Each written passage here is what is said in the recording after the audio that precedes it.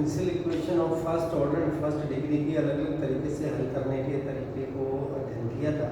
आज हम पढ़ेंगे differential equations of first order but not of first degree, यानी ऐसे समीकरण जिनका ऑर्डर तो एक है किंतु उनकी डिग्री एक नहीं है। तो इस प्रकार के जो समीकरण होते हैं, पहले तो हमें देखिए ये समीकरण होते किस प्रकार के हैं। तो जैसे इनका जो जनरल रूप है जिनको हम कह रहे हैं, हम कह सकते हैं कि Pn plus P1 Pn minus 1 plus P2 Pn minus 2 and so on plus Pn is equal to 0, जहाँ जो स्मॉल p है this is equal to d1 by dx और कैपिटल P1 P2 Pn है ये x और y के functions हैं। इस इक्वेशन को जब इस रूप में हमारे पास होते हैं, जिसको करने के अलग अलग मेथड्स हैं, इनमें सबसे पहला मेथड जो है वो ये है कि हम दी गई इस डिफरेंशियल इक्वेशन को देखते हैं क्या हम इसको p के लिए हल कर सकते हैं। p के लिए हल करने का मतलब ये हुआ कि इसे दी गई डिफरेंशियल इक्वेशन को हम इस प्रकार से इसके फैक्टर करते हैं कि उसके अंदर एक p आएगा और बाकी सारे x और y के फंक्शन आएंगे, यानी लीनियर फैक्टर्स हो जाएंगे। इस प्रकार से p minus f1 xy p minus f2 xy p minus fn xy, यानी केवल एक p आएगा और बाकी x और y के फंक्शन आएंगे। तो यदि इस प्रकार से यदि प्राप्त फैक्टर्स हम कर सकें तो हम क्या करेंगे, एक एक हर एक फैक्टर को अलग अलग जीरो के बराबर रख करके हम इस इक्वेशन को हल करेंगे। ये हमारे पास हो गया p माइनस f1 xy, यानी अब ये इक्वेशन हमारे पास एक फैक्टर की बनी है, बन गई हमारे पास पिछले चैप्टर में जो हमने पढ़ा था differential equations of first order and first degree. उनमें से किसी भी एक तरीके से हम इस एक एक फैक्टर का जो अलग अलग से बने हैं इनका हल निकालेंगे। तो पहले फैक्टर के लिए मान लो हमने हल किया, हमारे पास ये आ गया f1 xy c1। इसी प्रकार से दूसरा फैक्टर ले लेंगे, उसका सॉल्यूशन निकालेंगे, तीसरा लेंगे, उसका सॉल्यूशन निकालेंगे। जितने फैक्टर बनेंगे उतने सब के अलग अलग हमारे पास सॉल्यूशंस मिल जाएंगे। तो जैसे हम पहले का फैक्टर का सॉल्यूशन निकाला तो हमने रखा c1 कांस्टेंट को आर्बिट्रेरी कांस्टेंट, दूसरे वाले में c2 ले लिया, तीसरे वाले में c3 लेंगे और n वाले में cn ले लेंगे। ये समझाने के लिए जनरली हमारे पास जो इक्वेशंस होंगी उनका जो डिग्री है वो 3 या 4 से ज़्यादा नहीं होगी, 2 या 3 के जो सवाल मैक्सिमम पूछे जाते हैं। लेकिन जनरल समझने के लिए n डिग्री भी उसकी हो सकती है, n का मान कुछ भी हो सकता है। तो यदि इस प्रकार सब हो जाए तो इन सबका अलग अलग सोल्यूशन आए, इन सबको हम यदि गुणा कर दें तो हमारे पास दी गई डिफरेंशियल इक्वेशन का जनरल सोल्यूशन आ जाएगा।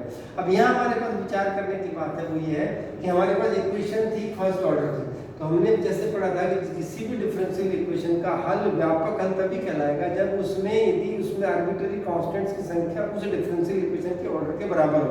तो क्योंकि आर्बिट्रेरी कांस्टेंट है, जितने कांस्टेंट इसमें आए हैं हम उन सबको c1 c2 c3 cn इन सब की जगह c लिखते हैं। इस प्रकार हमारे पास इस दी गई डिफरेंशियल इक्वेशन का इस फॉर्म में एक जनरल सॉल्यूशन हमें प्राप्त होगा। ये इसको एक अपने एग्जांपल से समझते हैं।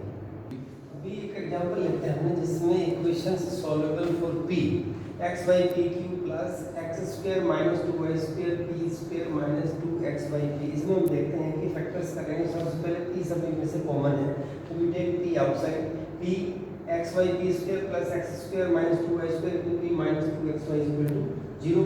अब इसको इस फैक्टर को हम ओपन कर लेते हैं। ओपन करने के बाद इन दोनों में से x p कॉमन आ जाएगा, xp y p plus x minus 2y common, y p plus x, इसके फैक्टर्स हो गए p into xp minus 2y into y p plus x is equal to 0। अब हम इन तीनों जो तीन फैक्टर्स हैं इन तीनों को अलग अलग जीरो के बराबर करते हैं तो हमें प्राप्त होता है p बराबर 0, xp minus 2y is equal to 0 and yp plus x is equal to 0। अब इनको एक एक को लेके हल करते हैं तो p is equal to 0 means dy by dx is equal to 0 which means y is equal to c या y minus c is equal to 0। अब दूसरी इक्वेशन हम लेते हैं xp minus 2y is equal to 0। इसको हम ले सकते हैं x dy by dx is equal to 2y। अब इसको नाउ वेरिएबल्स आर सेपरेबल, जो सबसे पहले चैप्टर में हमने पहली एक्सरसाइज में किया था 1/y dy is equal to 2 by x dx। इसका करें तो लॉगरिथमिक इंटीग्रेशन, ये log y is equal to 2 log x plus c, यानी कि y is equal to c x square, या इसको हम लिख सकते हैं y minus c square is equal to 0। तीसरा फैक्टर था हमारे पास yp plus x, तो इसको हमने लिया yp plus x is equal to 0, तो ये होगा y dy plus x dy x dx is equal to 0। इसका इंटीग्रेशन करेंगे तो हमारे पास आ जाएगा y square plus x square is equal to 2c, या इसको हम लिख सकते हैं x square plus y square minus 2c is equal to 0। अब जो तीन इक्वेशंस मेरे पास आई है, इन तीनों इक्वेशनों को कंबाइन कर देता हूं तो इस दी गई differential equation of first order but not of first degree जो है उसका सॉल्यूशन हो जाएगा general solution. General solution y minus C into Y minus C X square into X square plus Y square minus 2c is equal to 0। अभी अपने एक और example लेते हैं। इस एग्जांपल में हमने थोड़ा सा टाइप कर लिया dy by dx minus dx by dy is equal to x upon y minus y by x। इसको यदि हम dy by dx को p लेते हैं, इसी इक्वेशन को हम लिख सकते हैं p minus 1 upon p is equal to x upon y minus y by x। इसको सिंपलीफाई करेंगे तो it can written as p square plus p into y by x minus x upon y minus 1 is equal to 0। इसको गुणा करके अलग अलग factor करें, हमारे पास ये हो गया p square plus p y by x minus p into x by y minus 1। इसमें से p common, p into p plus y by x। इसमें से x by y कॉमन ले लेते हैं, बन जाएगा हमारे पास p plus y by x। इसके फैक्टर्स होंगे p plus y by x into p minus x by y is equal to 0।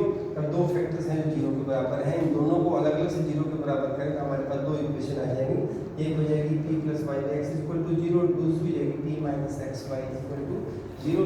पहली इक्वेशन को लेते हैं तो हो जाएगा p plus Y by X equal to 0 means dy by dx plus Y by X equal to 0। इसको simplify करें px dy plus y dx equal to 0। इसको दोनों प्रकार से कर सकते हैं। एक तो यदि हम इस ऑब्जर्वेशन से देखें तो ये x इंटू वाई के डिफरेंशियल्स हैं, तो डायरेक्ट हम लिख सकते हैं d of x y is equal to 0 means on integrating x y is equal to c और x y minus c is equal to 0। दूसरा हम यहाँ चाहे तो इसको उस प्रकार से भी कर सकते थे 1 upon y dy plus 1 upon x ds lower में डिफरेंशिएशन से भी सेम चीज हमारे पास आती है, उसमें कांस्टेंट हम लोग c ले लेते, उसका उत्तर भी हमारे पास यही आता है। तो दो प्रकार से कर सकते हैं। दूसरा जो फैक्टर था 0 के बराबर dy by dx minus x upon y, इसको करेंगे तो हो जाएगा y dy minus x dx is equal to 0, या इसको लिख सकते हैं पर x dx minus y dy is equal to 0। ये x का फंक्शन रहेगा, ये y का होगा, तो डायरेक्ट इंटीग्रेशन से हमारे पास आ जाएगा x square by 2 minus y square by 2 is equal to c। c क्योंकि आर्बिट्रेरी कांस्टेंट है तो इन दोनों के नीचे आपके पास हर में 2 आ रहा है, तो c को भी मैं c बाई 2 ले लेता हूँ, तो this can be written as x square minus y square minus c is equal to 0। दो फैक्टर से दोनों के दो सॉल्यूशन आ गए, इन दोनों को गुणा करके तो 0 के बराबर रखते हैं। तो इस दी गई इक्वेशन का हमारे पास जनरल सॉल्यूशन आ जाएगा xy minus c square into x square minus y square minus c। इस मेथड को और क्लैरिफाई करने के लिए हम एक और एग्जांपल लेते हैं।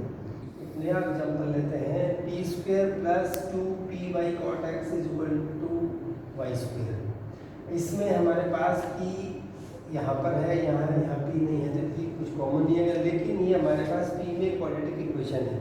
तो इस इक्वेशन को p में क्वाड्रेटिक है तो माइनस y स्क्वायर लेके क्वाड्रेटिक इक्वेशन के मेथड से p के मान निकालेंगे। तो जो क्वाड्रेटिक इक्वेशन है उसमें रूट्स निकालने हो तो हमारे पास फार्मूला है minus b plus minus b square minus 4ac upon 2a, यानी कोई ax square plus bx plus c quadratic equation हो उसका सॉल्यूशन निकालने का जो मेथड है उस विधि से हम p के मान निकालेंगे। p माइनस 2b यानी p का जो कोएफिशिएंट है वो छोड़ करके सारा b हो गया, तो minus 2y cot x plus minus b square is this 2y cot x का square 4y square cot square x minus और this minus plus 4a and c, a is 1 and c is minus y square 4y square. इन दोनों में से 4y square common आ जाएगा, तो ये आएगा 4y square into 1 plus cot square x and 1 plus cot square x is cosec square x। तो ये हो गया अपने पास 2y cosec x, और हर में 2 है तो यहाँ से 2 इधर का 2 अब कट के हमारे पास p का मान आ जाएगा, p is equal to minus y cot x plus minus y cosec x। अब चूंकि यहाँ हमारे पास 2 साइन है प्लस और माइनस, तो इस इक्वेशन से p के जो रूट्स आएंगे वो 2 होंगे, दोनों को अलग अलग करें तो एक बार हम प्लस साइन ले लेते हैं और दूसरी बार माइनस साइन ले लेंगे। तो प्लस साइन लेने पर हमारे पास आएगा p is equal to minus y cot x plus y cosec x। इसको सिंपलीफाई करें तो हो जाएगा minus y 1 plus cos x upon sin x। जैसे ही मेरे पास 1 प्लस cos x आया है जिसको हाफ एंगल में चेंज करके इंटीग्रेबल फॉर्म में लाने के लिए इस 1 को एलिमिनेट कर देंगे, तो cos x को हाफ एंगल में चेंज किया और तो सिंपलीफाई किया तो कट करके मेरे पास आ जाएगा minus y cot x by 2। अब ये now variables are separable, dy by dx is equal to minus y cot x by 2, तो ये हो जाएगा dy upon y is equal to minus cot x by 2 dx plus log c। log c is constant of integration, arbitrary constant है इसलिए इसको log c लिया हमने। इसको फर्दर सिंपलीफाई कर लेंगे तो ये हो जाएगा log y minus 2 log sin x by 2 plus log c, या उधर चला जाएगा, this can written as c cosec square x by 2 y minus c cosec square x by 2 is equal to 0। ये पहला इक्वेशन। दूसरा फैक्टर है, जब हम नेगेटिव साइन लेंगे तो हमारे पास आ जाएगा p equal to y 1 minus cos x upon sine x. यहाँ फिर cos x के साथ 1 है तो इसको हाफ एंगल में चेंज करके 1 को एलिमिनेट कर देंगे। तो इसकी वैल्यू अब इस बार लेंगे हम 1 minus 2 sine square x by 2, ताकि 1 कैंसिल आउट हो जाए। तो ये इसकी वैल्यू सब्स्टिट्यूशन करने के बाद हमारे पास वैल्यू आ जाएगी y sin x by 2 upon cos x by 2, that is nothing but y tan x by 2। अब एक बार फिर हम पहली एक्सरसाइज में पहुंच गए। Now variables are separable, dy by dx is equal to y tan x by 2, तो ये हो जाएगा dy upon y is equal to tan x by 2 dx। Simple integration करेंगे तो ये log y 2 log sec x by 2 plus log c, और simplification करते हैं तो y is equal to c x sec x square x by 2 या y minus c x square by 2 is equal to 0। इन दोनों इक्वेशंस को combine कर देते हैं तो हमारे पास जो ये इक्वेशन दी थी जिसमें ट्रिग्नोमेट्रिक फंक्शन भी इन्वॉल्व थे, p के सीधे सीधे फैक्टर्स भी नहीं होते, तो ऐसी इक्वेशन को भी हम इसी मेथड से सॉल्व कर सकते हैं। इक्वेशन सॉल्वेबल फॉर p जब भी हमें देखना हो तो चीज़ों का ध्यान रखना है। सबसे पहले तो यदि p सब में से कॉमन आता है तो उसको कॉमन लेना है, कॉमन नहीं आता है तो फिर सेकंड ऑप्शन में हमको जो फैक्टर्स करने हैं, फैक्टर्स भी यदि नहीं होते तो फिर हमको देखना है कि क्या ये क्वाड्रेटिक इक्वेशन बनती है p में। यदि p में क्वाड्रेटिक बनती है तो p में क्वाड्रेटिक बनने के बाद क्वाड्रेटिक के मेथड से उसके दो रूट्स आ जाएंगे, दोनों रूट्स को अलग अलग जीरो के बराबर कंपेयर करके और दो इक्वेशंस बन जाएंगे, दो सॉल्यूशंस आ जाएंगे, इनको गुणा करेंगे तो जनरल सॉल्यूशन आ जाएगा। यदि इन तीनों मेथड में से कोई भी मेथड काम नहीं करता है तो हम कह सकते हैं कि equation is not solvable for p। तब दूसरा जो मेथड होगा वो अपन कल करेंगे, equations is solvable for x और इक्वेशन सॉल्वेबल फॉर y। केवल टर्म्स का रीअरेंजमेंट करके इक्वेशन को हम चेंज करके और जिससे भी सॉल्व हो सकती है उसको सॉल्व करेंगे। तो अभी आज इस एक्सरसाइज के अंदर जितने इक्वेशन सॉल्वेबल फॉर p है उसकी प्रॉब्लम्स को करेंगे।